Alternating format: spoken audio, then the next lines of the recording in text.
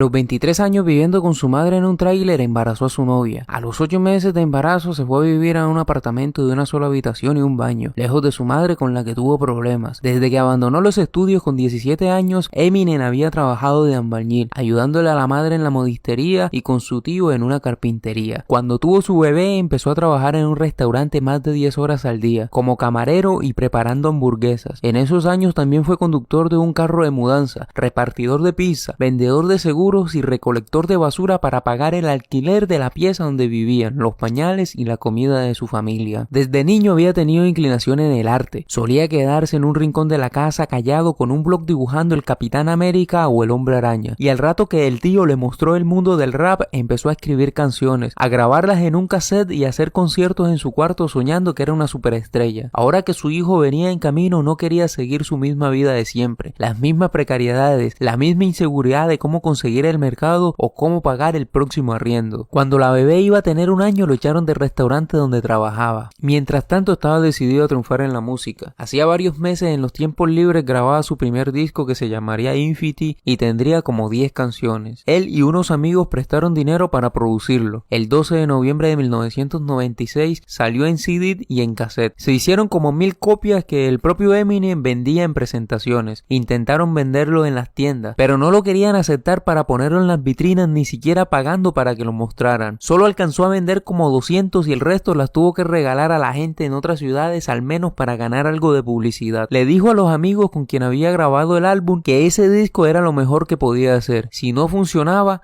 realmente no sabía qué pasaría con su vida. Efectivamente, el álbum fue un fracaso. A nadie le gustó y todos decían que era una copia de otros raperos. Esa misma Navidad, lo que más le dolió fue no tener dinero para comprar los regalos para su bebé el 24 de diciembre. Su mujer había comprado algunos y entonces le dijo a la bebé que algunos de esos los había comprado papá. Según cuenta en una canción, esa noche se puso a llorar solo. Ese mes, Eminem, decepcionado de todo, se tomó como 25 pastillas para intoxicarse y terminar con todo. Tenía 24 años. Se logra recuperar y concluye que si a nadie le había gustado su anterior disco, haría uno nuevo donde dijera sin filtros cualquier cosa. Entonces inventó un alter ego llamado Slim Shady y escribió canciones llenas de sarcasmo donde narraba situaciones descabelladas. Era un personaje que encarnaba su parte más oscura. Desde la infancia, Eminem estaba lleno de traumas. Su padre lo había dejado siendo un bebé y se había ido a otra ciudad. Desde que ya no pudo vivir con la abuela porque también tenían problemas, su madre había rodado con el pequeño Eminem de casa en casa, de alquiler en alquiler, siendo desalojado y cambiando al niño de colegio en colegio. En una ocasión, un compañero de colegio lo trató tan fuerte que lo dejó inconsciente tirado en los baños y lo encontraron varias horas después. Duró varios días en el hospital y la recuperación tardó varios meses. La madre llevaba muchos novios a la casa y también consumía pastillas. Con su novia Kim, con la que estaba desde que tenía 13 años, tenía muchos problemas. Ella no creía en él, ella lo celaba y se dice que también le bajaba la moral. Todo aquello fue la materia prima de esas canciones que vinieron después y que publicó en el siguiente disco que se llamó The Slim Shady EP. Varios cuentan que cuando escucharon aquellas canciones descabelladas, llenas de imágenes bizarras, el impacto era tanto que siempre preguntaban quién era ese rapero de aquellas barras. Empezó a ganar algo de dinero con shows privados y participaba en las batallas de gallos que hacían en sótanos de bares y discotecas. La primera vez que estuvo a punto de ganar, perdió la final contra un rapero llamado Joyce. Esto lo desmoronó de nuevo, pero al siguiente año se presentó de nuevo, esta vez ilusionado por los $500 y el reloj Rolex que sería el premio. Un amigo le regaló el pasaje de avión para que se fuera a San Francisco a presentarse, pero esta vez sucedió lo mismo. El público gritaba que había ganado el blanco, pero el jurado dio el premio al otro rapero, el mismo que el año pasado le había ganado. Al terminar, alguien se le acercó impresionado por la presentación y le pidió un cassette con su música. Entonces Eminem arrojó de mala gana, decepcionado de haber perdido, su cassette grabado un año antes llamado The Slim Shady EP. El desconocido se llevaría el cassette, lo escucharía y lo arrojaría al garaje junto con miles de cassettes de otros raperos. Esa vez Eminem regresó a su casa, luego del vuelo en avión, y al llegar a su casa por la noche todas sus cosas estaban en la calle. El dueño los había desalojado porque no habían pagado el arriendo. Entonces se subió al patio por un muro y entró a la casa vacía. Durmió en el suelo. Quién sabe cómo resolvió aquellas cosas, pero unos meses después lo llamaron de una disquera. Era Dr. Dre, un famoso productor que quería firmar un contrato. Había escuchado el cassette con el disco de Eminem en el garaje del man que se lo había pedido al finalizar la batalla de gallos en San San Francisco. El productor había firmado varios raperos exitosos, pero los últimos álbumes que había sacado eran un fracaso. Cuando lo presentó a sus jefes, estos dijeron que un rapero blanco también sería un fracaso. Entonces no quisieron patrocinarlo. El Dr. Dre con recursos propios le pagó los gastos de la producción. Unos meses después, el 23 de febrero de 1999, sacaron el disco que se llamó Slim Shady LP. Tenían como 25 canciones. Varias de ellas fueron éxitos, pero My Name Is conquistó toda América. Había aguantado de todo. Había continuado haciendo el trabajo a pesar de los bajones emocionales y económicos. Y 5 años después de aquel fracaso de su primer álbum que ni siquiera regalado en las tiendas querían poner en sus vitrinas,